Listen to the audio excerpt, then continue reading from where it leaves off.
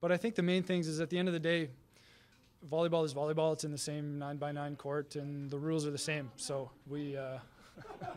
Is that on the back of your shirt? Yeah, it's on the back of the shirt. Muted. A little free shout out for you. And it doesn't matter who's on the other side of the net. You need to still execute to the best of your ability if you want a chance to win. That's right, Brett Walsh. Execute to the best of your ability if you want a chance to win. You know what was not winning is my hair back in 2021, 2022, so somewhere along that lines. What's going on, ladies and gentlemen? My name is Everett Delorme from Toronto. That is Rob St. Clair from Chicago. This is the 81 square meters. Oh no, wait, you're in DC. Yeah, sorry, I'm in Northern DC Northern right now. Northern Virginia. The We'll DC area, and this is the 81 square meters of the best volleyball content on the internet. This is episode 142 of the 9x9. It is Monday, January 27th, 2025. And Rob, let's just jump into it because we just witnessed, in my time, the best Coppa Italia I've ever seen. Like, we just witnessed, hands down, the best Coppa Italia I have ever seen. Going into it, I thought it might be a snooze fest. I was going to be like, can anyone compete with Perugia? Can anyone run with them? And instead, we had 15 sets of magic. That's honestly the only way I could put it. It was 15 sets of every time you thought it was going to get boring, bam, something happened and it got exciting. And all the way through the end to Lube winning now their 8th Coppa Italia, second all time behind the 12 of Modena. Still, like, such an incredible weekend of volleyball from all 4 teams, really. All 4 teams, absolutely. That was 3.5. Yeah, that was 15 sets of volleyball in just over 24 hours. It was concentrated, chaotic, intense, fun, entertaining, great, like just all around sports entertainment. I couldn't get enough of it. It was very fun to watch. It very well may have been the most electric Coppa Italia of all time. And the way you know how it was so electric is that Everett's Team Canada hired a head coach today, and we're starting the show with this. So that's how we know we're serious. And we're going to actually do this chronologically. We're going to talk about the Lube Verona final last in chronological order. We started off the weekend, Everett. Oh boy. An all-time insane reverse sweep by Verona of Perugia. 25-14, 19, and then 15-12 in the last 3 sets. And that man flapping his arms around on your screen, Nomori Keita, has put himself on the map in probably the biggest stage he's ever played on, and has more eyeballs on his game this weekend than he ever has before. And boy, did he show up, because those were just some heroic efforts from Verona in both their matches, even in the loss in the final. But damn, dude, that reverse sweep of Perugia was just insane. And like you said, just when we thought it was going to be a snooze fest, complete and total turnaround. Complete and total turnaround. And I mean, like, there was a little bit of spiciness in the second set. Verona did lead for most of it. Perugia came back, Bentara came in off the bench, had a bit of a serving run, got things going again. But then right off the bat, Verona just turned things around. And I mean, I think there's really 2 things to look at from this weekend in general in this Verona team. First of all, is Nomori Keita is here. Like, he has to be the next superstar of volleyball. No player has ever had back-to-back 30-point games in the Coppa Italia. He had 3 back-to-back. He had scored 30. He scored 30 in the quarterfinals against Piacenza, a 5-setter. He scored 30 in the semifinals against Perugia, a 5-setter, and he scored 30 against Lube Civitanova in the finals. No 90 player points in 1 tournament. Yeah, he that is the most points scored ever in the, no, sorry, I can't say ever, but since 2001 when the format changed, rally scoring era. But there was also a different format. It was the Coppa Italia used to be like home and aways at all stages. Okay. Right. So it was just harder to calculate the stuff. But since that time, since 2001, no one has ever even come close to scoring 90 points. So no one has even scored 80. I think it was Leon who scored 76 one year. But yeah, it was absolute cinema from this man. He was absolutely incredible. But the other side of it to me was the resurgence of the Rock Mode. been 100%. This is the first time this year that we really saw him get out there and be a threat. 28 points in the semifinal for the Rock against Perugia. Then the thing that blows me away the most about this is that Nomori Keita is back playing on the left side. He's receiving the whole game and getting targeted and doing all of this scoring. And he's doing it from the baseline. He's doing it in and out of system. He gets so much volume. I mean, even though he's switching positions back and forth throughout the entire season for Verona, their game plan of feeding him the ball and every out of system chance doesn't change. Like, he had, what, 50 attempts in the semifinal, the 5-set win over Perugia, 39 for Mosic and 25 for Mads Jensen, the opposite, which is, you don't want to give Mads Jensen that many attempts. If you're gonna play him, you sure as hell better keep the ball away from him. But Nomori Keita doing this, like playing at this crazy level, at this volume, at 2 different positions, is completely ridiculous. And he's doing it in the most like entertaining. He's being a showman. He's running around, flapping his arms around like an eagle. It's absolute cinema, and I can't get enough of it. It's so much fun to watch. He's just hitting ridiculous shots too. He challenges the block. He hits high hits. He goes over. He goes for the sidelines. He hits absolutely nutty shots. He bounces balls. Like, he just does it in an entertaining fashion. There's so many guys who go out there and drop like 20+ points in a match, but they do it in a boring way. And I mean, like, no shade to them. You know, that's how you score. Like one of my coaches used to say, if you want to get the girls, you swing for the floor. If you want to get points, like, you swing for the hands, type of thing. But this man, they don't ask how, they ask how many. But when you do ask how, and you're talking about like the bigger picture, like the product, the entertainment value, Nomori Keita is just a walking highlight reel. Unreal. I mean, there's a clip going absolutely viral right now of his from the finals, of him doing a 360 windmill, an Engapeth style. This was the semifinals. I take that back. It was the that was the semifinals. Unreal. Like Engapeth style, but like Engapeth's is more like time it, like chip it down the block. He hit it hard into the middle of the court, like with pace. Absolutely ridiculous. Like, that was from Keita. What did you think about the other side of the net on the Perugia side? So, great question. First of all, I don't really understand why they started Jesus Herrera unless Bentara is less than full health, which I know he missed a game kind of recently. So I assume that's the case.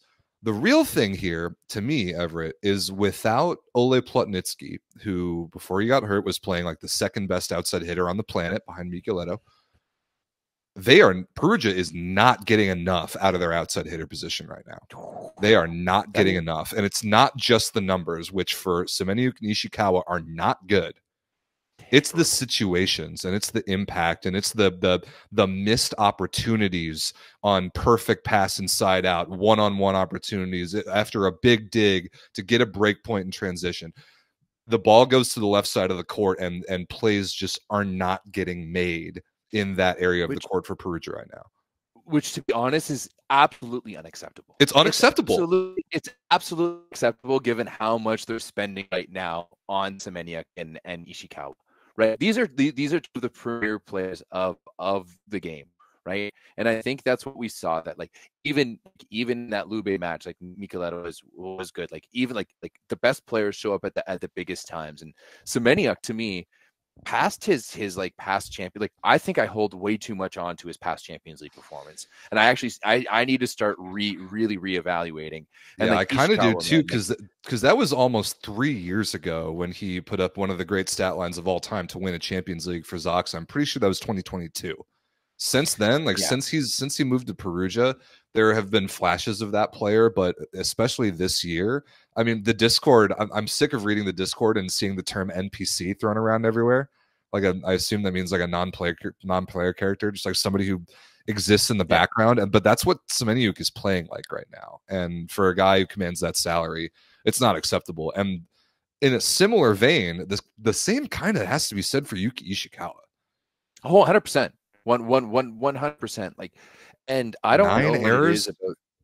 Yeah, that's 3 lost in a row for this Perugia team, right? Like they went from being on top of the world, and it's exactly like we saw, what was it, 2 years ago? That's right. When they lost, they were undefeated. They lost the Coppa Italia to Piacenza, and then they spiraled out of control. Right? Like, are we about to see the exact same thing happen? But with this time, like, what do you do next? Because like right now, like Perugia needs to right this ship ASAP, because you have, like, you went out and got the coach you wanted. You went out, you got the opposite you wanted. You have the setter you wanted. You have the best left side core in volleyball, bar none. Like no three of them? doubt. Oh God, not even close. Right? You're talking about, you arguably have 2 top 10 opposites. Like Herrera on his day could maybe okay, maybe I'm popping off. I wouldn't say that. Don't let Ronnie hear about that. You have they're 2 high ceiling opposites, we can put it that way. Yeah, for sure. But and we also, again, I think part of the not figuring it out definitely falls on the shoulders of Simone Giannelli. I do not think he has played well 100%. These last 3 games. You go up 2-0, and then you kind of get dominated in the last 3 sets. Like, you as the setter, as the leader, as the guy, you have to figure that out better than Giannelli has. Yeah, but I mean, I truly do give Verona so much of the credit here. I mean, we talked about Keita's volume. You talked about Rok Mozic's resurgence, but we have to talk about his stat line, dude. 22 for 39 attacking with 1 error is banana land crazy. Blocked. 4 blocks. It's crazy. 28 points. Maybe it's one of the very best matches he's probably ever played in his life, on a huge stage to reverse sweep. Yeah, probably the richest team in volleyball. Like it was incredible. Yeah, 100%. You know, beating Perugia right now is like beating Barcelona at their prime. I mean, I know a bit of a maybe, you know, I'm going with it, but Verona, I think that one of the things that we don't talk enough about is Verona's blocking. 14 blocks in this matchup. I had 5. Moses had 4. I think Zengel does the pairing of Zengel and Marco Calvez is an absolute, you know. Shout out Marco. Shout out Marco Vitelli, Google Translate. Marco Vitelli, the OG Google Translate. He had a gnarly jump side set fling to the right side. Actually, I clipped it out and I wanted to send it to the Discord, but it was too big of a file. But it was like, I do not understand, by the way, why he's not starting over Cortesia. That makes no sense to me. Yeah, I don't know. I feel like Cortesia is kind of that like next up and coming guy, but Marco Calvez, I'm just going to call him that from now on. You need to understand. You guys, people need to understand that that's what it's going to be from now on. Like, went out there and he has this ability of stringing together a few plays in just like in such a good fashion that just brings good energy. Yeah, right. And when you're a middle blocker, sometimes that's all you can do. Yeah.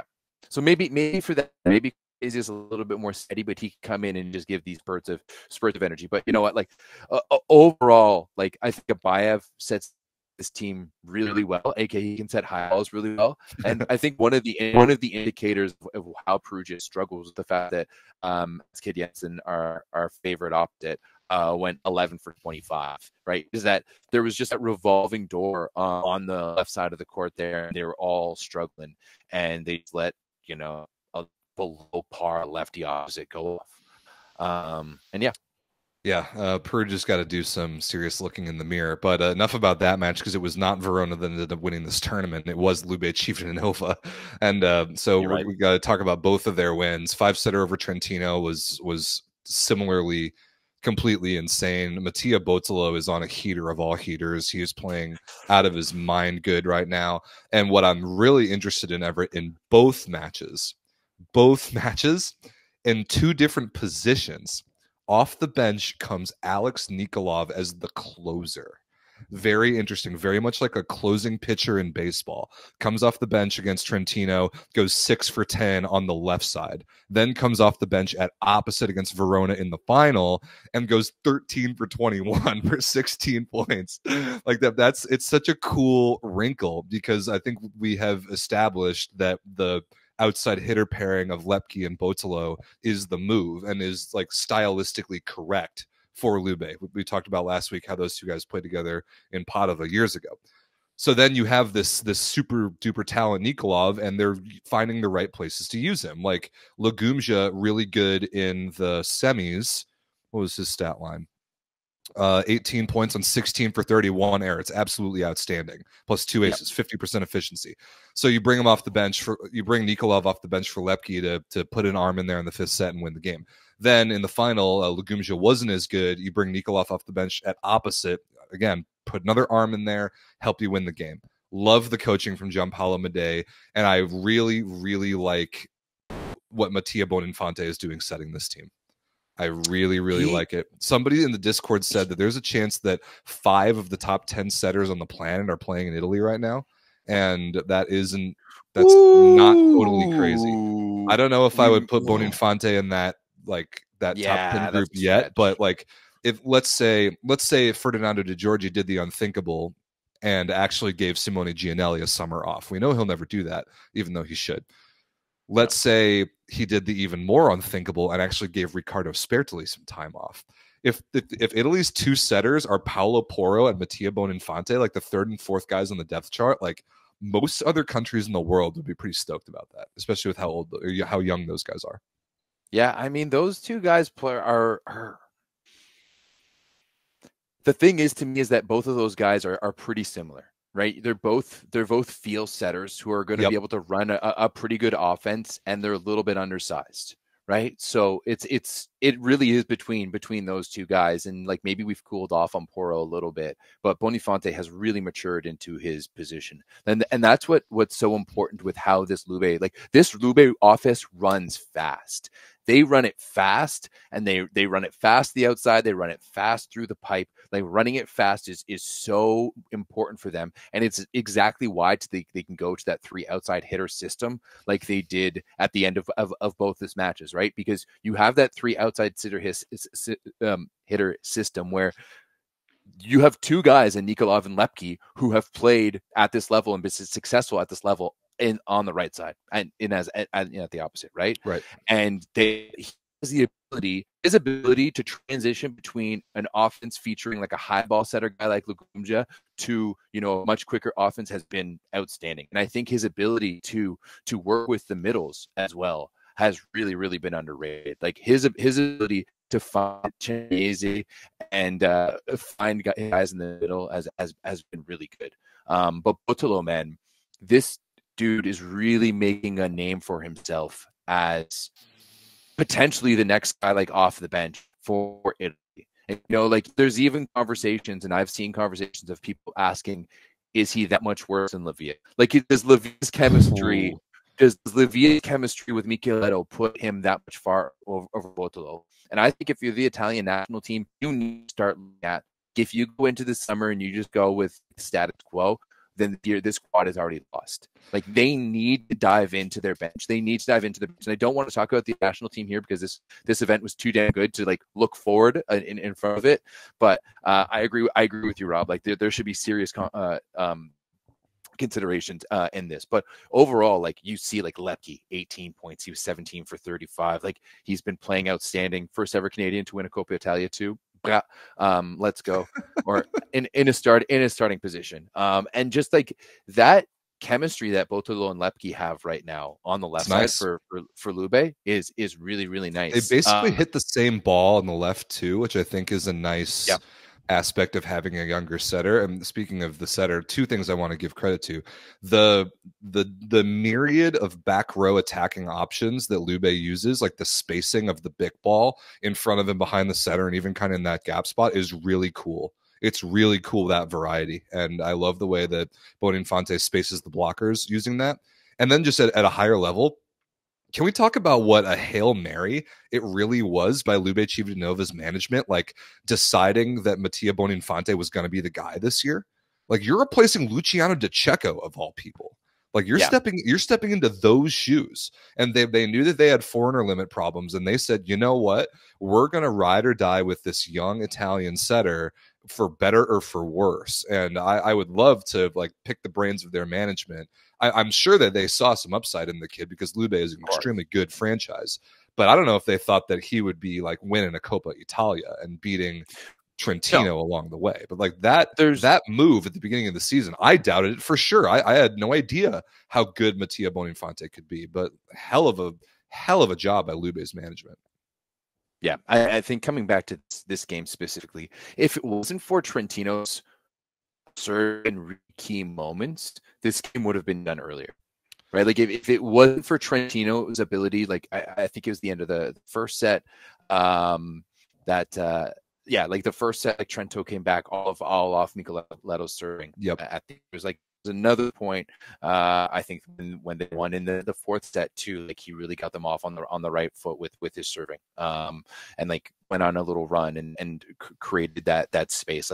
Trentino was not executing well, and like Micheletto was really not good. I'm going to take back what I said earlier. He was 11 for 37 offensively, with 5 errors overall. So his numbers, especially on the efficiency side, were not to be desired from someone we called it, but one of the best players in the game. Yeah, he, like you said, he did kind of bail his team out from the service line a handful of times, but like it's really interesting to me, Everett, this entire tournament. Think about the opposite position of the 4 teams that were featured in this Coppa Italia final. Trentino starts Tricycle Man, gets negative numbers out of him and yanks him almost immediately.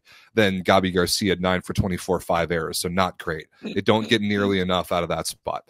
Perugia starts Herrera, goes to Bentara midway through the match, gets reverse swept.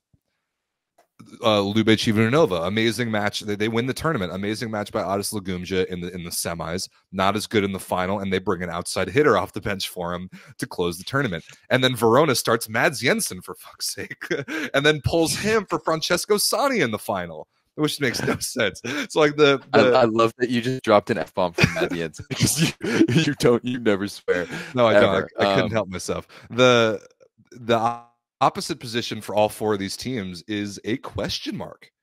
It is actually a question mark. Rob, it's just reflecting the overall state of volleyball right now, of men's volleyball right now, where men's volleyball is about small ball. It's about control. It's about speed. It's about being able to run that offense quickly and precisely, be able to run it into the gaps, to be able to recycle. Like, you need to be able to play that style of game. We talked about it. Remember last year we talked about it a little bit when Milonza beat Trentino, and that it was the new style of volleyball versus the old style of volleyball. Yeah. And once again, I think that's exactly what we're seeing here. And I think you have to give a lot of credit to the coaching staff. And like I read this translated interview from Rai with Botolo, and he said that, like, after last year and after this past year, some things crystallized for him, and he really saw some things clearer. And they're giving a lot of credit to Giancarlo Madei. And I think you have to. Like, it's proven, like just for the record, Lube, like, as we transition here from talking from the semifinals to the final, Lube is on a 7-game win streak. They have not lost in 2025. They are arguably the hottest team in volleyball. They are the hottest team in volleyball, right? They just beat Perugia, they beat Trentino, and then they beat the hottest player in volleyball in Nomori Kita, right? Like, there's no doubt about it in my mind that Lube Civitanova is the hottest team in volleyball right now. I don't think you can really doubt on that. No, they have to be. They have to be. One more thing about Trentino before we move on. Hell of a match by Flavio. 14 for 16 attacking, 15 points total. And Bartha, and our boy Bartha Beautiful. Yeah, he was 7 for 12, 4 blocks, 2 aces. That's, once again, like, that's just a classic a classic Google Translate that we're just gonna go with, And I also, like, he is beautiful to watch in so many different ways. So a lot of bald power on that Trentino team. All right, the final. Yes.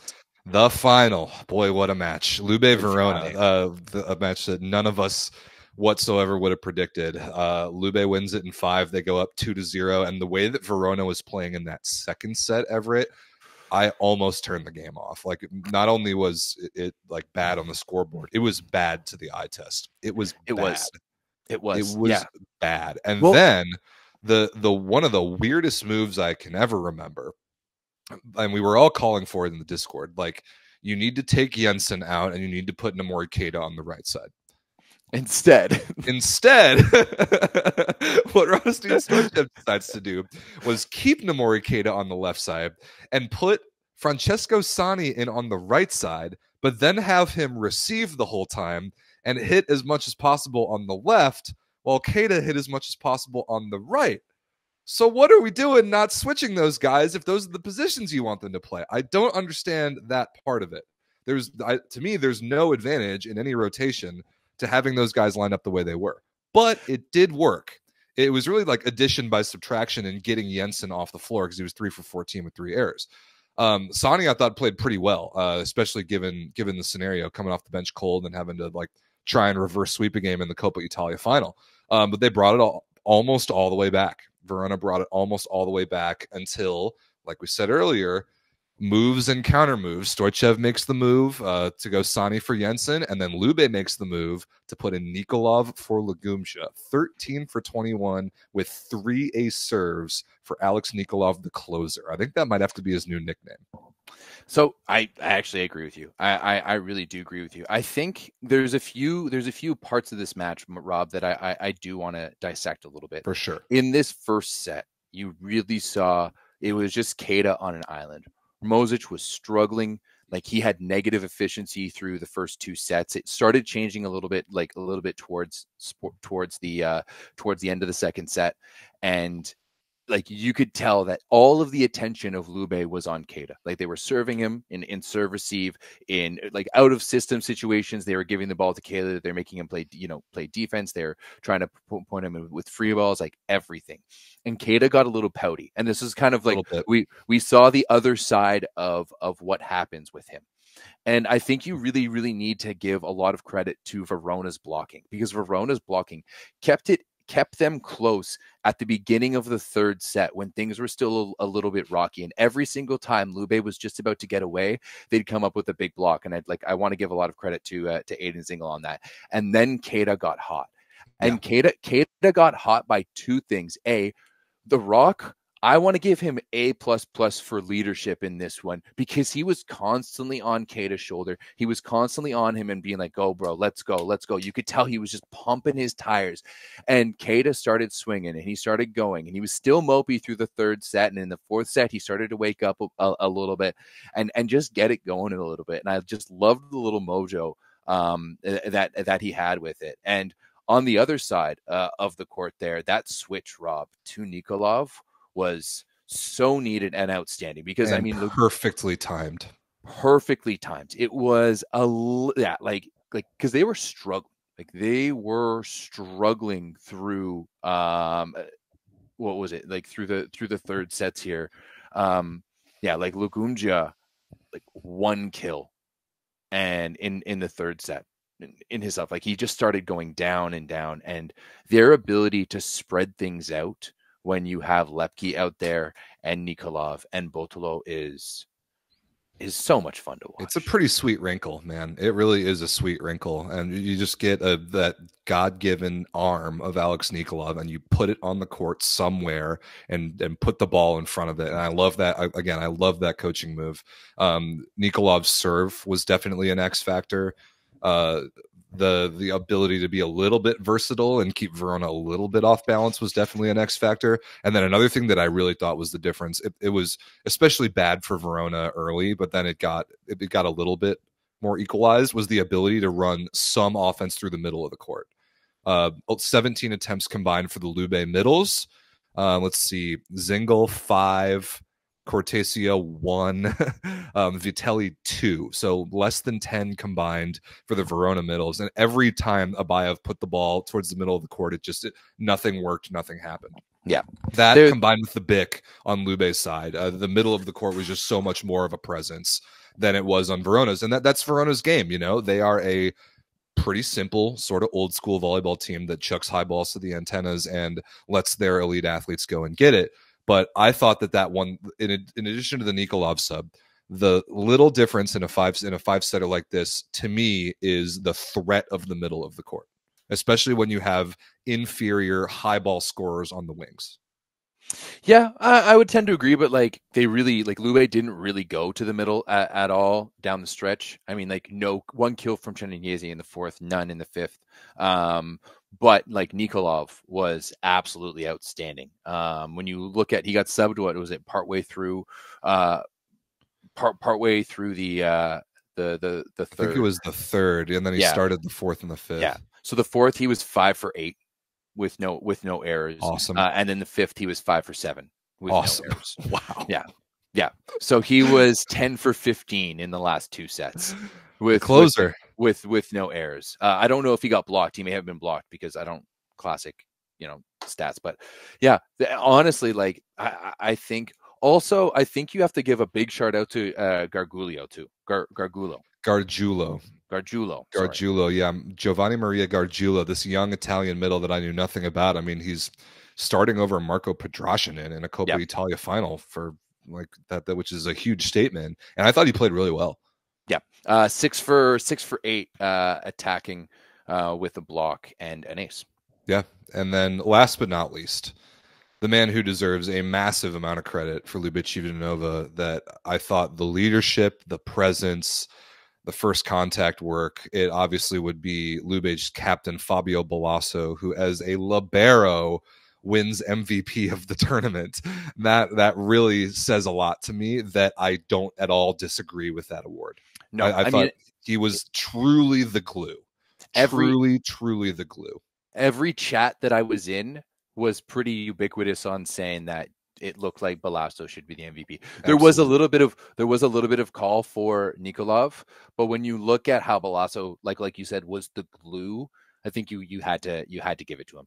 The way he led this team. So he's the first ever captain as libero to lift the trophy, and he's the first time ever that the libero has been named as the MVP at the Coppa Italia. So just outstanding job. Also, Rob, I think as I said it before, we have to give a shout out to our boy Eric Lepke, EFL, who was absolutely outstanding. He was really good, dude. He was really, really good. You know what? I was a little scared when I saw this team put together, and usually when you see this kind of stuff, you see the Canadian get shunned to the bench.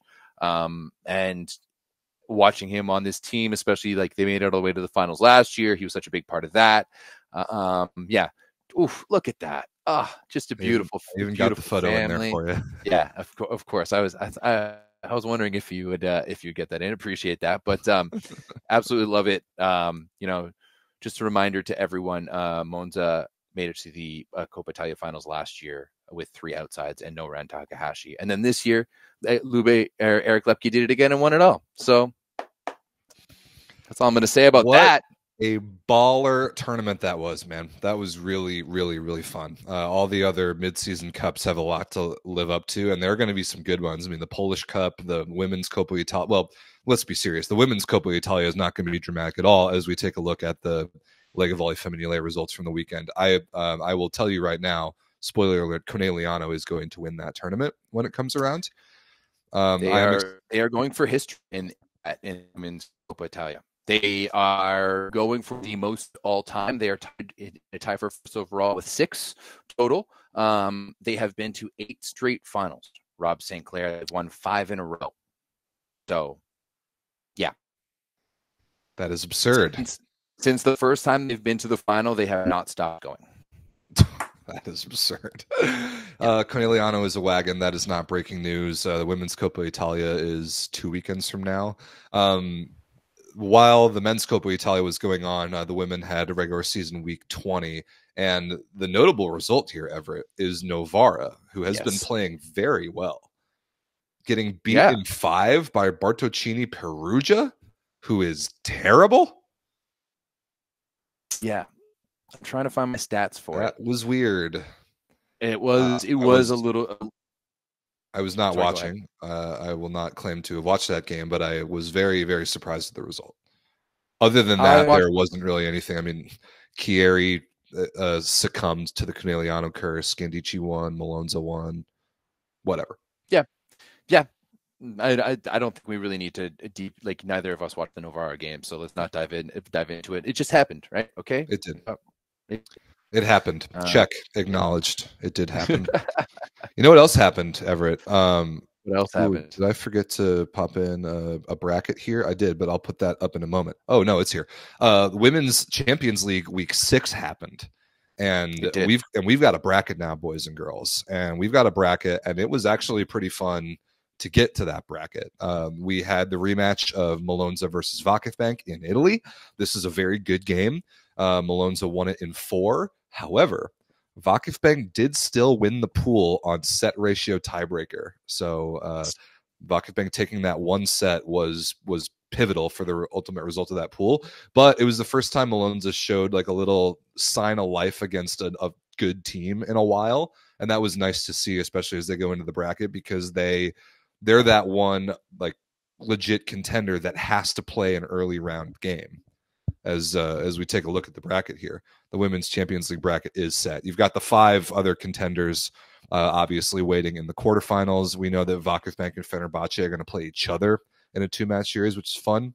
And Milonza presumably will take care of Schwerin from Germany and will probably advance to take on Eczacibasi, and that will be fun.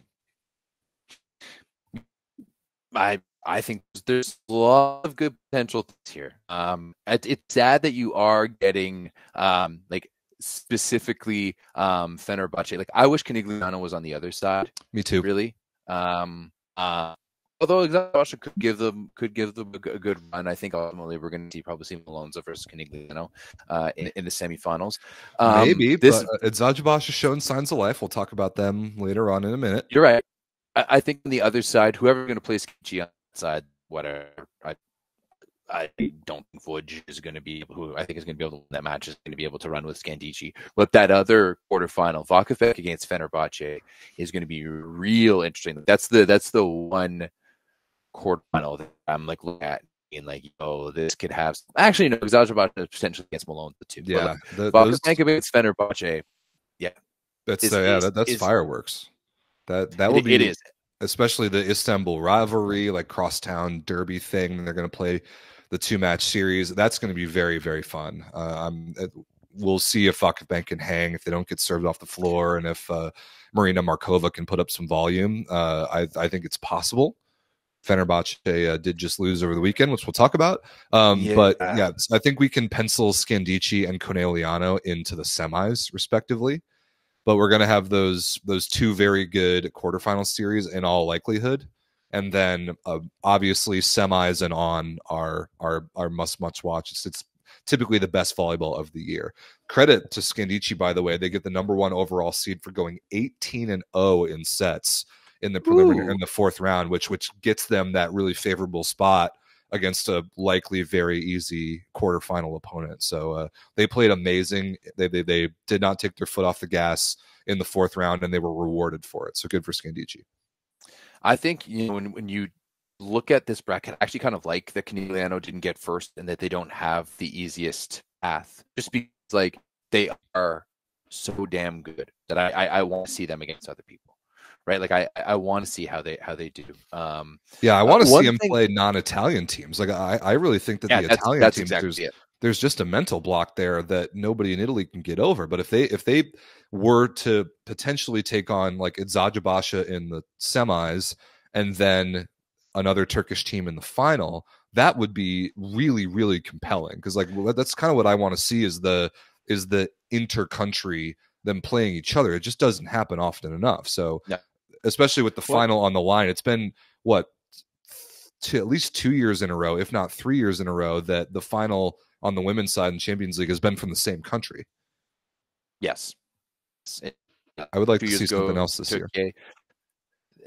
Last year, it was from Italy. One thing to talk about, going back to VakifBank real quick. If when I watched this match, Rob, and I watched it back as well, like what is going on with VakifBank? Having Arena Botti out there, like I get you want someone to pass the ball, but she plays 4 sets and gets 5 attempts.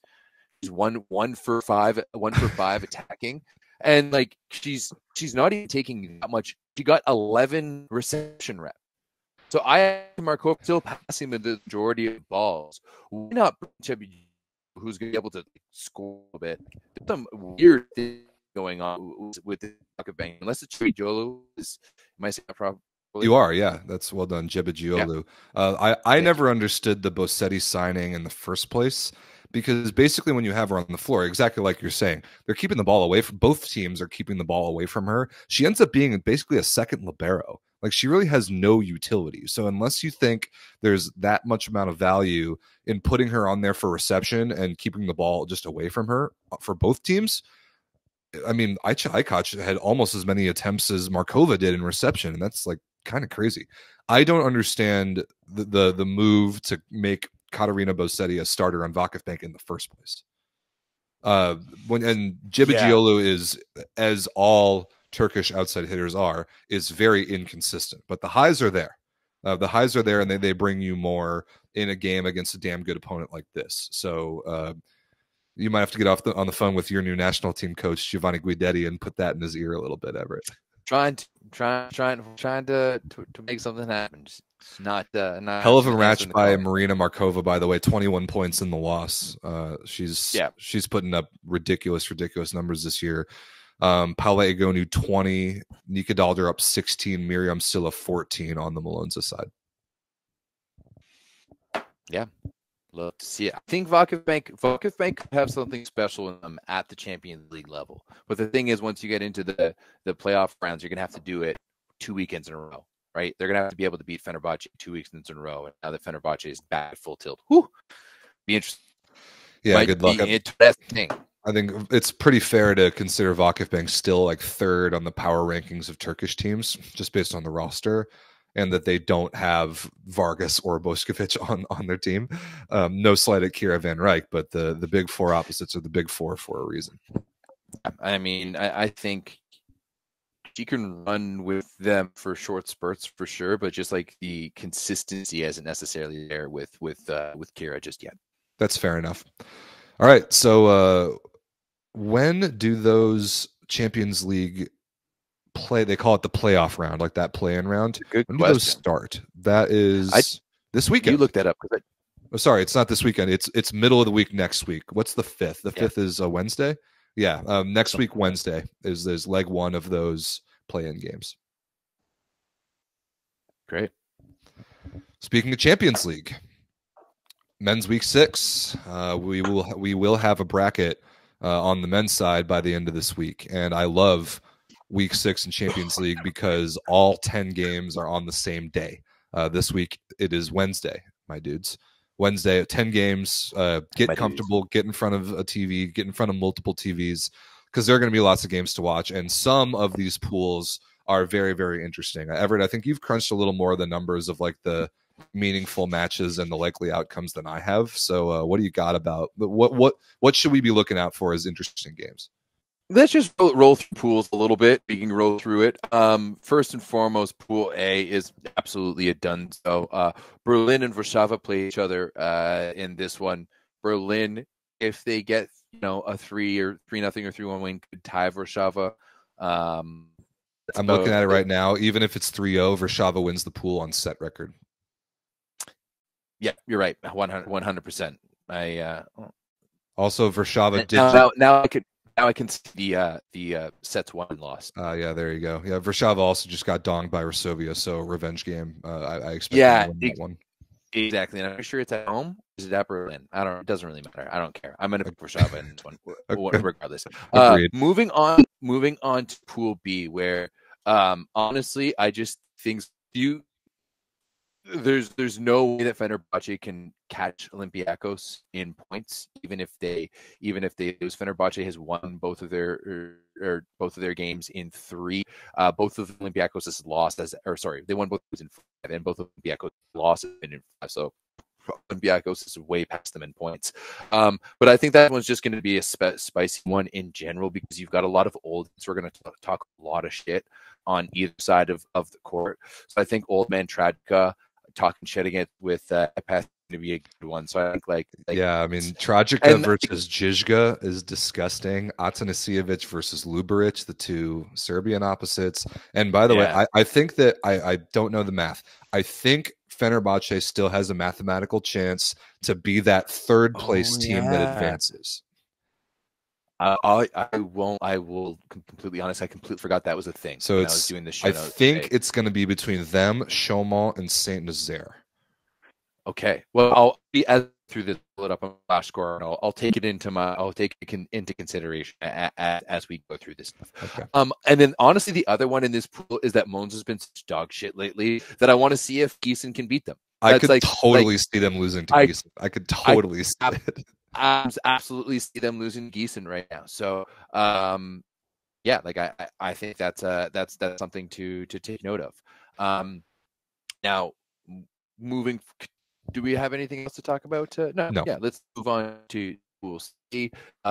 Once again, you have a nice little matchup here between Milano and Zavierci. Obviously, there's some things on the line. Milano's actually been playing pretty well recently. And so I like they beat Piacenza as of late. So I don't know. I think that one could be spicy. But then again, Zavierci has been playing fantastic. They've only lost one match so far in 2025, and they've been absolutely rolling. So a lot on the line, though. First in the pool on the line, getting that bye directly to the quarterfinals on the line. So if you win this match, that's 2 less matches that you have to play, and that definitely matters to those teams. So I'm excited for a relatively heavyweight fight in a meaningful game in week 4, because we just haven't really had that many of those. Yeah, I mean, technically, Rosalaire is in the running here for that last spot, but they would need they're probably going to get a 3-dong over Innsbruck, but still, I don't think that 6 points is going to be enough to. No, actually, they're in trouble. They would need. No, I actually don't think they have a mathematical chance to catch Saint Nazaire. I think they might be mathematically eliminated. I don't know that for sure. You're right. Saint Nazaire, Fenerbahce, and Chaumont are the only teams that have a real chance. I think so. Yeah. So, all right. Moving on to Pool D, where Pool D is actually where things get a little bit interesting. Yeah, this is fun. First of all, as we mentioned before, Saint Nazaire needs a chance to be able to move on. They're actually sitting in a good spot because they could actually potentially move up to second, given on how some things shake down. If they win 3-0 and VakifBank wins 3-0, then there's a chance for them to be tied. And VakifBank loses 3-0. Sorry, which is very possible. Which is very possible. However, I honestly think Perugia is now on a 3-game skid. VakifBank has some guys like you've got Leal over there, you've got some bodies over on that. I forgot about Leal. Great call. Leal's over on that VakifBank team, right? So that could get spicy. That could get a little interesting, and especially like Leal versus Herrera. If Bentar is still a little injured, and you've got 2 Cubans jawing at each other, going, that one could be a good big. I like that. Yeah, so honestly, I think if you have your eyes anywhere tomorrow, Pool D is where you need to have your eyes, because I think Saint Nazaire is known as I don't know who's hosting between Cesche and Saint Nazaire, but they're both kind of chippy clubs. So either one of where their plays, I think the fans are going to show up and be a little jolly, and there's a lot on the line here. If Saint Nazaire could say that they moved on in the Champions League, that's so massive for a small club like them. They're not even in the playoff.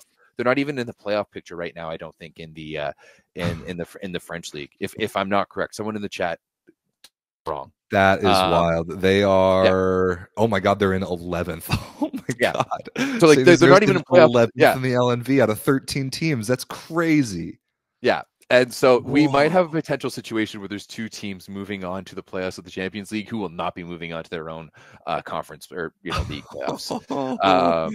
Milonza being the other one. That is wild. Yeah, exactly. Wild. So Pool D, there's a lot to watch. And then finally moving on to Pool E, I think a lot of people and a lot of our fan base will be watching this one just because of the out of system connections. Chaumont got that big 3-dong against Lüneburg last time, up against Sofia. They can get a little bit of revenge, but also if they get a 3-0 win and JW takes Lüneburg down 3-0, I'm pretty sure Chaumont moves on by point differential. Oh wow! By set differential. I'm pretty sure. You're correct. They would be 11 and 12. Lüneburg would be 10 and 12. So 10 and 12, yeah. Although Chaumont can't catch him in wins, and I think that matters more. So I think you are right. Lüneburg may be guaranteed to advance, but Chaumont is very much alive for that 3rd place spot. And fortunately for them, they're taking on Levski Sofia at home in France, because the last time they played that team, they got beat in 5 on the road. That Bulgarian gym is a pretty hostile place to play. A lot of really all 3 of the other teams in this pool have struggled in the Bulgaria leg, when they've had to play there. So Chaumont playing at home is a massive advantage. And I don't think that they can catch Lüneburg, but they can outpace Saint Nazaire and maybe Fenerbahce. Spicy. I love it. So big day tomorrow in the Champions League. I'm definitely going to be on Wednesday. Wednesday. League. we're doing an emergency Monday show because Rob is a jet setting man. But yeah, I'm definitely going to be plugged. I'm definitely going to be plugged in on. I actually had to book a doctor's appointment, Rob, for this week, and just a nice little checkup. And they were like, "Do you want Wednesday or Thursday?" And I was like, "When?" Actually, and I looked at the schedule and I was like, "Absolutely not. I'm gonna be plugged in." I would be so mad at myself if I had to sit there in a fucking doctor's office, just be like watching like on YouTube on my phone. That'd be tough. I would have been so mad. So maybe we'll do a nice little voice chat or something during the day on Wednesday. Ooh, it's been a minute since we've had a nice little Discord voice chat. I will be on a plane to Hawaii, but I get the Wi-Fi and watch on YouTube. It wouldn't be the first time I have bought in-flight Wi-Fi to watch a Champions League game. So that actually sounds like if there was going to be a time, this would be the time to do it. Long, 2 flights. It's going to be a long travel day. Well, it'll be worth it. Long travel day. All right, we got big news to jump into in Canada, Everett. But first, before we do that, Daddy, Papa. Daddy Stankovic, boys and girls. He's hidden somewhere in every show as part of the Where's Daddy segment. You got to keep an eye out for him. If you find where he is and you comment the timestamp of where he shows up, you get a shout out the following week. I'm going to look in the comments of last week's show right now because I don't have that pulled up already to see who found this. Do you see him, Everett? Do you see him? He's always just lurking behind somewhere. Yeah, I've been doing less of like just putting him on somebody else's body and more like hiding him behind other random things. So this time, as you can see, he is hidden in the white part of the VakifBank logo. Kenny McGraw, our friend, found him first. He says, "Daddy in the VakifBank logo. Nice one." Cool. Nice. Beauty. Thanks for finding Daddy. Make sure you pay attention to where he is. And if you find him, don't put it in the live chat. Put it in the main comment section after the stream is over. All right, Everett. We got more coaching news coming out of your country. The men's position is filled. It is Dan Lewis, none other than Dan Lewis, former national team libero, sort of a Glenn Hoag protege. Tell us what you think about the Dan Lewis hire. Tell us who he is. Tell us where he comes from, and what does this mean for Volleyball Canada and the men's national team? I think for Volleyball Canada and the men's national team, this means a lot of the same. I think that you're taking someone who was born of this program and is truly one of the OG Maple Volleys. Like, this is a guy who's been associated with the program since the early 2000s. And has, like, if there's a guy secondary to Glenn who's lived and breathed this program now long term, it would be Dan Lewis, and he is now in my mind usurped Vincent Pichette in that role, who was before Glenn's previous assistant coach. So I honestly have no qualms with this. I mean, I love Lewis. I think he's the guy that understands this program the best, that understands Canadian volleyball culture the best, and understands the landscape of everything. I mean, he's run the NEP now for how many years? He's been so successful with the B team. Now we're seeing him coach, like be a head coach on the professional stage now for a long time. But this is a guy who's been there in and out and worked with this team in and out and knows all these athletes. And, we've already seen Steven Marr take a step away from this team. I know Arthur Schwartz is going to be taking a step away from this team. Like, this is going to be a massive youth movement. So yeah, I do think that Dan Lewis is the right guy to take this step in. The reality too, when it comes down to, like, I've talked about it before, of the importance for Team Canada to qualify for the Olympics. Like, so much rides on that in terms of program funding and how this team just runs and operates. And I think when you look at the 2028 quad, A, you have a proper 4-year quad, and B, you're also going to have a little bit of an easier time qualifying because you go back to the regional qualifying situations and you don't have the US in your group, right? Like, the US is already qualified. So at this point, you just have to beat Cuba, which, like, come on, Yant, Herrera. Like, don't even make me laugh. Let's, I want to stoke this fire. I want to stoke this fire early off of 2026 Norseca Olympic qualifier, winner of that tournament. But the reality is that like Cuba talks so much shit as like an outsider team. No, one Cuban in particular. Hey, you know what? Hey, you know what? He speaks for all of them. He speaks for all. But like since then, like what has Cuba actually done? At like Femminile, we're talking about Canada right now. Exactly. New head coach. We're not talking about Cuba. But I have a couple takes and a couple questions. First of all, I called this. I said Dan Lewis's name from the beginning after Samelville left. And this is the reason I said that is because I don't know very much about the Canadian volleyball program, and I don't know of literally any other Canadian people who would be qualified at all to take this job. No, I think that he's really the only one. He's obviously got the playing experience. He's got the NEP experience. He's got the B team experience. He has a direct line to Glenn Hoag whenever he needs it. I think that to me is a no-brainer. Also, it's very important to point out, kind of like we talked about with Guidetti, but even more so in Lewis's case, this is a long-term hire. Yeah, a long-term hire. Samelville was a short-term hire. It had to be. Dan Lewis is a long-term hire. He will. Well, I mean, it wasn't intended as a short-term hire. Well, it had to be one. I mean, it should have been viewed as one. Right. Like, Dan Lewis's job is to establish the 90%, the first 90% for the Canadian men, just like we've talked about. The last 10, you don't need to worry about the last 10% right now. That's a 2028 problem if and when you qualify for the Olympics.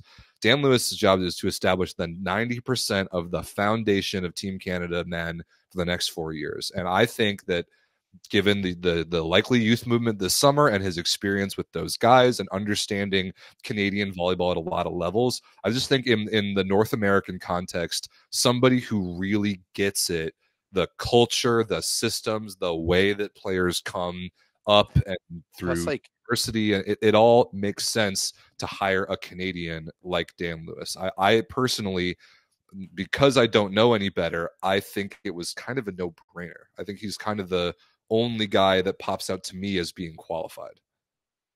I wouldn't necessarily say that. I think there's a lot of different avenues that you could go down as well too. Like there's another guy like Joel Bravo, who was an assistant coach for this team for a while, who's a Brazilian legend who's been in and out of the Canadian program now for a number of years. Spent time with Glenn Arcus at the end of his playing days, and has been in and out of the Canadian system with at various levels, junior teams, B teams. There's a guy like that. Well, Bravo needs to be the first guy that Dan Lewis calls about being an assistant for this team, in my opinion. I would wonder if, we'll have to see. I don't know if he's available, type of thing. I think the other route that you could have potentially gone down to is the Dave Preston route. Like the only other name that I thought of. Like he was in the running for the first time. He spent that 1 year with Australia. Like he's a guy that would have been trusted as well. But I think one thing is important, that like you do have to look towards the future, and the only other guy that I think that you would truly look towards the future with that, you already burned that bridge in tremendous fashion, so you had to go with the next guy up. And the reality is, it also comes at a perfect time with Glenn Hoag probably taking, like, there's nothing even official with that Glenn Hoag was probably going to be taking a step down from Arcus after this. So who knows if he's going to go and get another international contract. Maybe he just stays back with Volleyball Canada full time and runs that kind of stuff here. Well, like there's a lot of variables there, but like, that my assumption is that Glenn is probably going to be the B team coach once again, and he's going to be posted up in Gatineau, and he's going to be right there alongside Lewis every step of the way. Like I do think that Glenn has definitely mellowed out over the years, and his old age is maybe a little bit wiser. And I do think that he's going to give Lewis a little bit more of a leash. I hope so, as well. But also just be there too. You need also a coach so badly that retains that job for at least one full Olympic cycle, at least. Yeah, absolutely. And like once again, like you've mentioned it, I've mentioned it. His knowledge of the youth and this program is outstanding. Is better than it is really important. Is better than anyone else. Like from running the NEP to working with the B team, he is the guy that runs the show over there. So I've made fun of you of the past few years for talking about the Canadian B team a little bit too much in meaningless events on this show, but it does have to be said that the Canadian B team has been quite good. Maybe the best ever from my outside perspective, and that is that will and must fuel the senior A team in the next couple of years. One thing too, and this is going to be a pure rumor on my part, and if I start anyway and ends up happening, I would love it. But I do know that in a lot of years, Dan was maybe a bit of a safe space for some national team guys. And that he, in his time with because even like in his time with the FTC and the NEP, like he was at the FTC before it was the NEP, and he was running it alongside Vincent Pichette, and that, that I know there's a lot of guys. There's one guy in particular who I'm pretty sure has a really good relationship with Dan Lewis and thinks of him very highly. And this man has not played on the Canadian national team for a long time. So I'm not saying anything. And this is just my own pure, this is my own just mind going here as we're talking on the show here, Rob St. Clair. But I wouldn't, this could possibly open the door for someone else to potentially sniff their, just kind of like a curious cat, like a curious cat who just left one day and never came back. And maybe it's a nice little June afternoon, or maybe it's like a nice early May evening, and this little cat just comes trouncing into Gatineau and just sticks his nose, and he goes, "Hey, you know what? I heard my good buddy Kofi has been making a bit of a volleyball resurgence, and he's going to come back and play for the national team, and that we always dreamed of playing together, and maybe just maybe you could give me a spot on the team." That's my biggest hope here. That's my biggest hope here, Rob St. Clair. And you know what? If it doesn't happen this year, and if it doesn't happen next year, maybe it happens the year after that. Who knows? But yeah, ultimately, I do think that I will close this segment off with this, that I don't think that there's anyone more deserving of this position than Dan Lewis. I don't think that anyone has put more time and effort and blood, sweat, and tears into this team and into this program after, regardless of whatever, we're you're never going to be able to usurp Glenn Hogue. He is the godfather. He is the John A. McDonald. He is the whatever your guys is called, that guy with the wooden teeth who had all the slaves. But you know what? That is Glenn Hogue. But you know what? Dan Lewis has put the time in over the years, and I'm glad to see that is being rewarded. A little bit of Volleyball Source history. The first Volleyball Source video I ever watched was from the 2015 NORCECA Champions, or not NORCECA Championship, NORCECA Grand Champions Cup. Thank you. Grand Champions Cup in Detroit, when Canada beat my United States in 5 in the final. The MVP of that tournament, as I recall, was libero Dan Lewis. Yeah. That was one hell of a highlight video. Absolutely. That was an absolute classic in the beginning. Congratulations to Dan. I'm very excited I don't think I've ever met him. I'm sure you've met him a million times. That will be a very fun guy to get to know and get to interview. That's for sure. You never met Lewis? I don't think so. Oh, buddy. I loved the guy as a player. I'm excited to hang out with him. Me and Lewis are I mean, last time we spoke, as far as I know, I'm sure. But yeah, Lewis and I, there's some Lewis stories out there for sure. So yeah, I'm really happy for him. I'm sure, I'm going to reach out and see if we can have a chat with him too, because happy for the guy. Awesome. Good for Dan Lewis. All right, let's jump back into some volleyball. We got a couple more things to hit. We skipped over the PlusLiga earlier, Everett. I think we should hit it. There were a couple games. I will be honest. I watched no PlusLiga.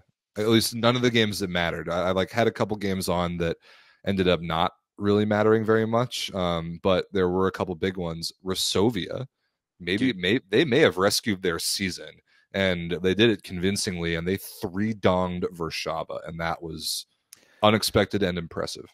Unexpected and impressive is definitely the way to put it, Rob. And you know what? I think it was last week or the week before, and I was saying that I wouldn't want to see Resovia in the first round of the playoffs. Did say that. And I'm doubling down on that after this one, just because Resovia was in one of those, and they have the world-class players to really make you struggle. And like their serving in this match was outstanding. Like they just put the pressure on all match long on Warszawa, and 36% positive passing for Warszawa. Only 12%, positive. Only 12% perfect. That is a lot of pressure. They had 8, like Kevin Tilley down to 8% perfect. They had aced him 3 times. Wojciech, the libero, down to 16% perfect. They aced him twice. It was like, and this is the thing, is that this Resovia team, this Rzeszów team can get going, right? Boyer wasn't the most efficient he's ever been, but he was still pretty effective. Also added 9 digs onto that, which, you're not really expecting out of Stefan Boyer. Yeah, exactly. Bednorse added some boy band highlights to his hair, so much so that I was literally like, who's this other player? And was like pulling up their volley box, and I was just like, oh wait, no, that's Bednorse. Like, what is going on? Once again, he wasn't fantastic, but they just served the ball lights out. They blocked really, really well. They played good defense, and this could be a bit of a spark in their season, Rob.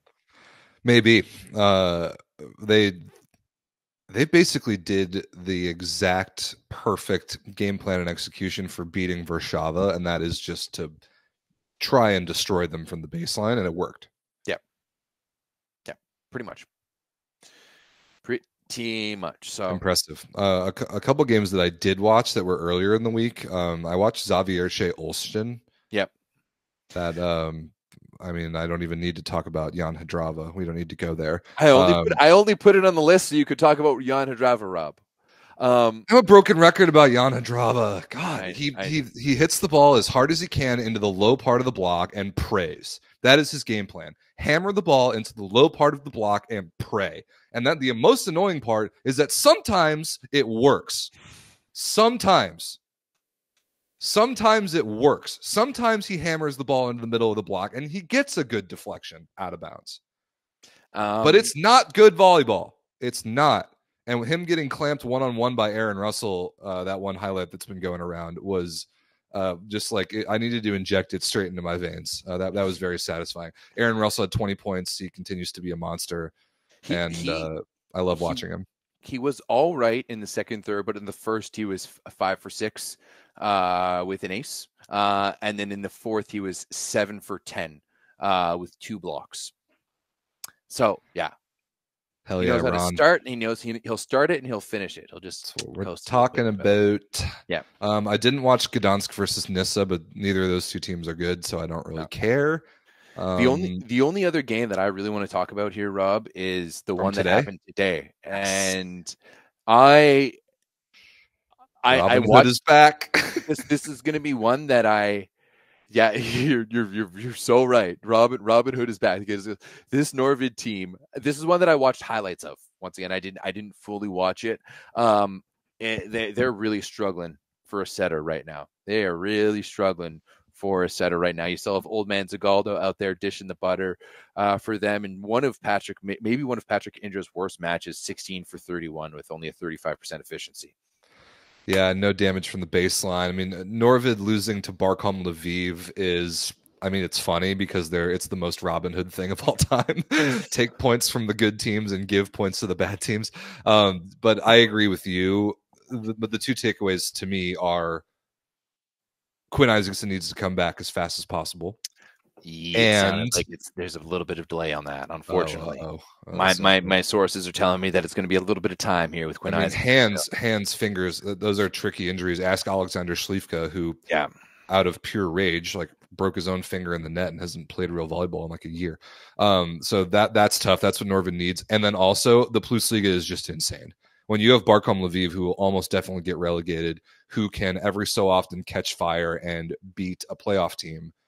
I mean, Vasil Tupci, 23 points on 41% efficiency. I mean, that is why, to me, this is the best league on planet Earth, is because this sort of thing can happen. And we've talked about this with Vasil Tupci before, because like I forget who was the other team that they beat this year that came kind of out of nowhere. Oh yeah, it was a few weeks ago. Dang it, I'm gonna look that up. I'm pulling it up right now in their things. Their last win was a win against Resovia. Look at this. Their last 3 wins: Norvid, Resovia, JW. Oh, what?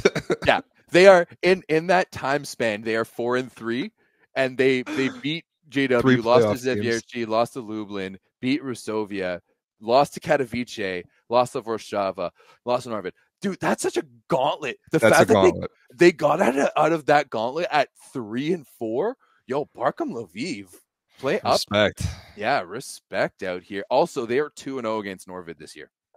Oh, interesting. Yeah. Man, the PlusLiga is so nuts. It's so deep. Nuts. It's so unpredictable. It's so entertaining. Yeah, that is remarkable that a Ukrainian team in relegation position can beat those 3 playoff teams that you just said in the span of a couple of weeks, man. Yeah. The PlusLiga is cool. That was all the games I watched. Zaksa beat Suwałki for 3 points. That's nice. JW won, Lublin won, Skra won. Yeah, that's about it.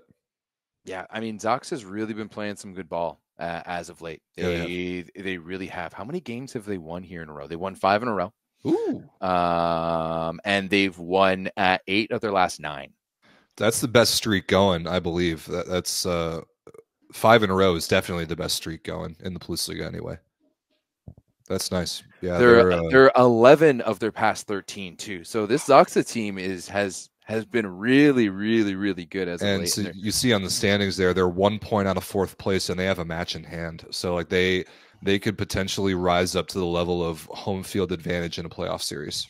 Yeah, but like, dude, that's when you look at like Zaksa. What can they do? Lublin, they're going to be deadly. Norvid, if they get Quinn Isaacson back, what happens with the way they've had before and Indra has been playing? Zhezhov starting to pick it up a little bit. Like, things have been spicy all along. But man, might as well call PlusLiga Hot Ones because it's only getting spicier. Might as well just end this show right there. That's the mini maker of the show. That was the best part of it. Right there. PlusLiga Hot Ones.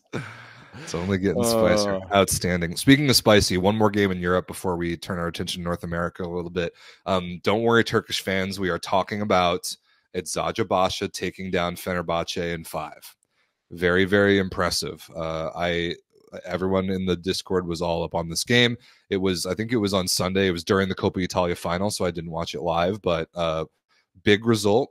Love to see Catherine Plummer out there playing great, kind of the secondary scorer that Eczacibasi has needed to supplement Tiana Boskovic these last several years. Let's see, Plummer. I should start consistently calling her Catherine Bowden, which is her name now. 13 points. Not stellar efficiency. She had 4 stuff blocks though. That's nice. Very good Boskovic game. 23 points. And who is this player? Somebody like Berkai in the Discord did a good summary of this. A couple random X Factor players that came off the bench and contributed, one of whom was Hande Baladin in the 5th, which was nice. But let me look at Fenerbahce's stats. Fedorov Seva, 18 points, 4 aces predictably. Melissa Vargas, 20 points, only 20% efficiency though. Good blocking game by both teams, it looked like. Yeah, I'm basically again, I did not watch this game. I'm regurgitating stats and storylines from the Discord. One storyline from the Discord is that Fenerbahce might have a bit of a setter problem, and people are not pleased with Bojana Durcha and the way that she's been playing this season. So take that for whatever it's worth. Okay, I also did not watch this match. I'm sorry, Berkai. I wanted to. My plan was to watch it tonight. But then Rob was like, hey, the only time I can do a show tonight. And I was like, all right, guess I'm not going to watch that match first. But week. This is the time that I usually start paying attention to the Südlar League. No offense, but this is when it starts to matter because, all your teams are in Champions League and they're good. And this is when it starts getting interesting. So, yeah, I'm always interested when the good teams play each other. It just so happened that this match was in the middle of the Coppa Italia final. And that priority is well understood.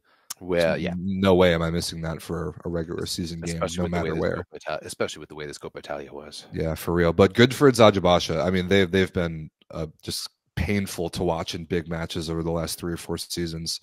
Maybe now they can win the big one. I doubt it, but I doubt it. I doubt it. Still wouldn't bet on them. I think they're still going to lose to Fenerbahce in the Südlar League final, but you never know. Maybe they steal the cup. If they can win one match, steal the cup, then maybe that's a nice little memento for their season. Yeah, sure. Why not? Sorry. Okay. North America? Yeah, let me know, motherfucker. Which American league do you want to talk about first? Let's start with League One, mostly because I didn't watch very little of this. What happened? What actually? Sorry, I'll engage back in here. There was only 4 matches in League One this week. Omaha finally lost one. They got 3-down by Austin, which is Yes, finally. they did. I've been wanting to see that Austin team get going for a while now, because our 2 teams that we picked at the beginning of the season, Rob, are sitting there right in 4th and 5th. Yep. 2-2. So that's absolutely wonderful. Salt Lake got a nice 3-1 win over Houston. Omaha. At home, Omaha took down Madison 3-1. Madison lost after that again to Atlanta, and then Austin gave Omaha their first win of the first L of the year. Yeah, I'm not stoked on Madison. They have not been playing well, nor have they been very fun to watch. They make way too many attacking errors for my liking. But did you see that stuff block that Sarah Franklin had? I did. That was pretty filthy. That was pretty nice. So that was as straight down gets. So that was cool. Also, I mean, Omaha, I don't want to keep talking about the format, but Omaha playing those 2 matches in 2 days is tough. Even though it was at home, they did get donged by Austin in the second game that they played, when Austin was only playing 1 game that week. So take that for whatever it's worth. But every year girl, VakifBank, the Canadian girl, 12 points for Omaha in losing effort, but still, Vicky gotten in there. Love to see it. Leading Omaha, they're clearly going a little bit to the bench with most of their starters and not getting the start. Madison Skinner leading the score with a 450 efficiency in this one, 12 points. Great side. Also, I love watching Chaka Bogu play so much, and she's so good. And I think she's by far the best middle in the league. Yeah. Madison, led by Dali Santana in their loss to Omaha. Talked about her a little bit on the top, but man, Atlanta looking good in that one. 19 for Mackenzie Adams, 19 for Tessa Grubbs, 14 for Kelsey Cook. Just cooking over there in Atlanta. They call all the way up there. I put in the Discord? Did I put my nickname for Kelsey on the show? Because you didn't. What's your nickname? It's either like KCC or KKCC. It's either Kelsey Continuation Cook or Kelsey Can't Kill Cook. She's the the queen of continuations. Just like high volume, low errors, but low kills and low efficiency. It's just what Kelsey does. But if she's complemented, if she plays the L2 role, she's complemented by Mackenzie Adams, who played great and scored more points, then that is 100% can be a winning formula for League One Atlanta. Yeah, absolutely. I mean, there's still, to me, I still need to settle into this league a little bit, especially because it's still year one. Like, to me, watching the PVF, it just seems a little bit more settled. Just because it's year 2, you kind of know what to expect a little bit, and there's still a little bit of up and downs right now in League One. But I'm loving it's okay. It's a young league, that happens for sure. 100%. This isn't a criticism. It's just, I think, how I feel. Yeah. And there's no problem with that. I like the question in the chat: which League One youth players do you reckon will see significant national team time this summer? I have no idea. Jeff Merzick. I hope Jess Merzick. Yes, it's more like what I hope versus what I think, because I don't think anything. I don't know anything about the roster strategy of any of the American teams this summer, men's or women's. I have no idea how they're going to run things. I want to see Jess Merzick. I really, really do.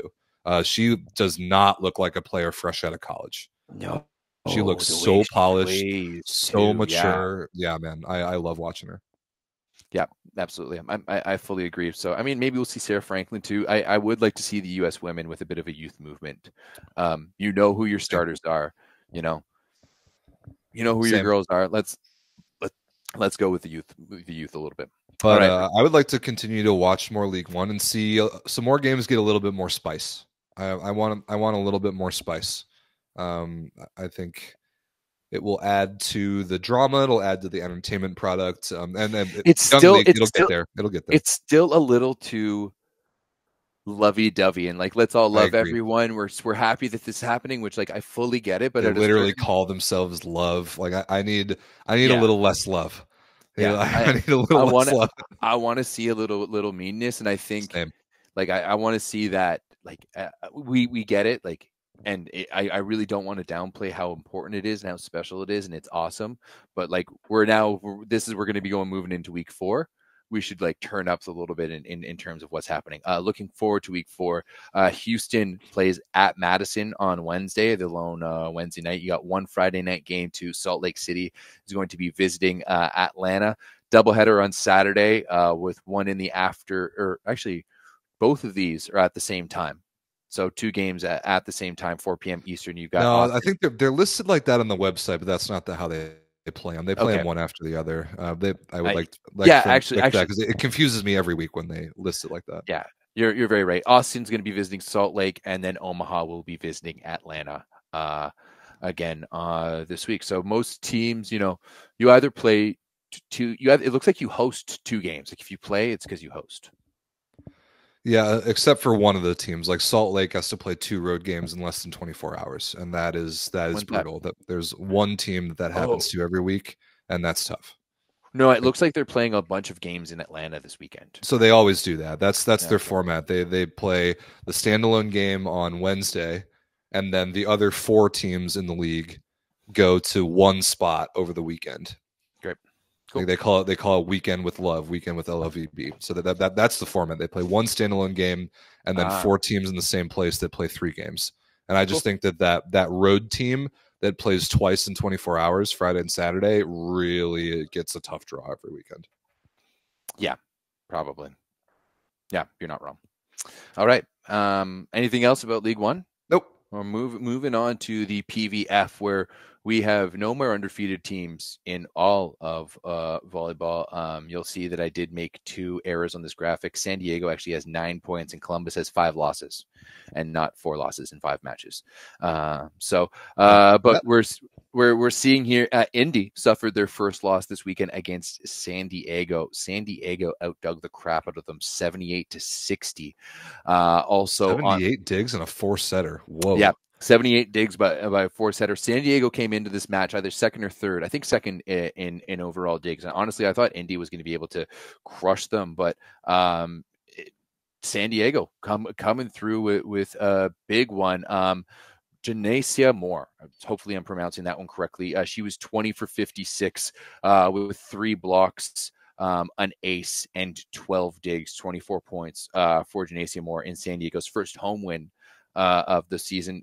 So that was a big one. Shout out Ronica Stone, by the way. She plays middle for San Diego. She is engaged to Packers quarterback Jordan Love. Okay, there you go. Love that. Didn't know that. They got engaged in Italy over the summer, like in a week after I was there, like in Tuscany, in a place where I was. So like I just missed them. Could have hung out and drank some wine, but they had their times instead. Yeah, shout out to Ronica. I like her game too. She's a middle. She's explosive. She is really good on the slide. Yeah, love to see that. In the middle of the standings, there we see kind of 3 teams trading wins. Atlanta got another win over Vegas earlier this year, and then earlier this week, and then Vegas turned around and beat. Who did Vegas beat? Orlando. Orlando, actually, exactly. Vegas is the first team in the league with 4 wins. Their 2 losses actually are both to Atlanta. So they're cooking. Vegas only had 8 wins last year. Their overall record was 8-16. Now they're 4-2. So much better start there by the Thrill. Hammer Canna has been pretty good, but mostly Hannah Maddox has been pretty good. Yeah, she's been balling. She's been unreal. Atlanta had the one match this week. They picked up their win. Omaha also got a nice little win this weekend too. Columbus still struggling down there at 0-5. Great. Yeah, no, they lost to Omaha this weekend at home, and then got reverse swept by Grand Rapids on Sunday night as well. So not, and you know what? It sucks for Omaha too, because for Columbus too, because you see it down there. They've got 3 points. They've lost 5 matches. They lost in 3 separate times this year. But it really just turned things around. Carly Snyder was real good for Grand Rapids. She was 17 for 35 with a 429 efficiency.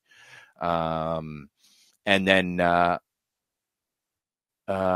yeah, that's about it, I think. Yeah. Also Naya Sheem. Big shout out to Naya Sheem on Grand Rapids. Coming in off the bench, she was 10 for 19 with 4 blocks and 7 digs off the bench. Ooh, is she a middle? Yeah. That's pretty nice. Yeah. No. She's in left side. She's the opposite. She's the other left side. Okay. Yeah, Columbus just does not have any scoring, man. No. They do not have scoring. Their efficiency numbers are painfully low. Can't terminate. They did get blocked 13 times. Too many unforced errors. Just yeah, they're in these games, but it's not winning volleyball. Definitely, they have to run everything through Kaylee Cox, and I like Kaylee Cox. She's been putting up some good numbers, but they just don't really have anyone else to terminate after her. And it's kind of the same. It's kind of the same problem that we've seen Omaha run into a little bit last weekend. But Omaha had Regan Cooper really step up this week and lead them in scoring. So when they have that with Regan Cooper and Brooke Nunaville going, this Omaha team is a lot better. So we'll have to see how they continue that with that. All right. Yeah, kind of a light week for the PVF this past week. This coming week, they've got 4 games on Sunday. Big week. Yeah. So 8 games overall this week. Yeah, exactly. This is going to be a big week in the PVF as we go through it here a little bit. Indy versus Vegas, 1 versus 2 on Friday. I like that. Ooh, that is actually going to be an absolutely spicy match. You love to see it. Where is my... Okay, so it starts with Thursday. This Thursday, we've got Orlando at Grand Rapids. So that one could be a little bit interesting. Also, with the way San Diego played against Indy last week, them hosting the Vibe could be another interesting one. Another doubleheader on Friday. Columbus rematch of last week's match is going to be at Omaha this time. That's going to be tough. Omaha has put in over 12,000 fans at both of those matches this year. So unreal. As you mentioned there, the Indy Ignite, even though they lost that first match, Lekator member Mene has still been unreal. She had 24 points and 19 digs in the loss. This got to be the MVP of the league so far, right? Yeah, no, hands down. Like she's top 10 in she's leading in points, like points per set, kills per set. She's top 8 in digs per set as well. She's just been outstanding. And like, there's no passing numbers out there, but I bet to say that she's one of like a top 5 passer in the league right now. She has been unreal. She's must watch. If you haven't watched Lekator member Mene play yet, like she has been unreal. And then nothing on Saturday, but a quadruple header, the entire league in action on Sunday, kicking off with Omaha at Orlando at 3 p.m. Eastern. Then at 4 p.m. Eastern, you have San Diego at Grand Rapids. 6 p.m., you have Columbus at Indiana. And then finally, Atlanta at Vegas to wrap it all up at 8 p.m. I like that. No football this Sunday for the first time in several months, so you get volleyball instead. Yeah. I like it. That's actually a smart planning there with PVF. It is. That's good scheduling. All okay, right. boys and girls. Thanks for hanging with us. Thanks for dealing with kind of an emergency late Monday show.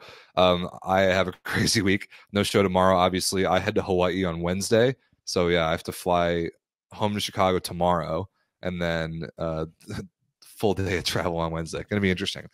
Everett is trying to bully me into doing a show from Hawaii. I am not convinced, so that will be a TBD. So this week. That's a Discord job. Like you guys in the Discord need to make a lot of mashed potato jokes and get out there. It's so random at times when like I'll just be scrolling through the Discord, then all of a sudden there'll just be like potato jokes everywhere, and then some idiot will post a picture of like boiled potatoes or roasted potatoes and be like, "No, you dumbass, he hates mashed potatoes." So I hate most potatoes, so they're not totally wrong. Most of the potatoes, even fries.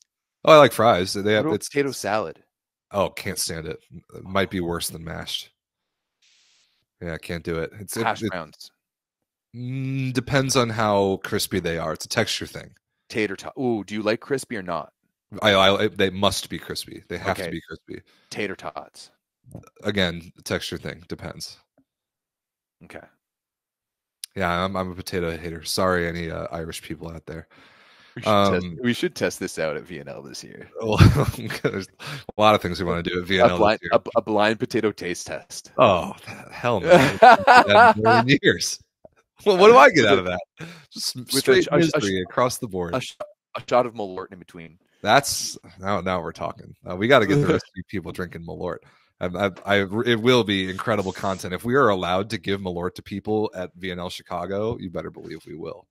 Someone in the chat said you look like a tater tot. Oh, that's a good one. I think that's a mic drop on the show. We love you all. Join the Volleyball Source Discord. Links in the description. Bye.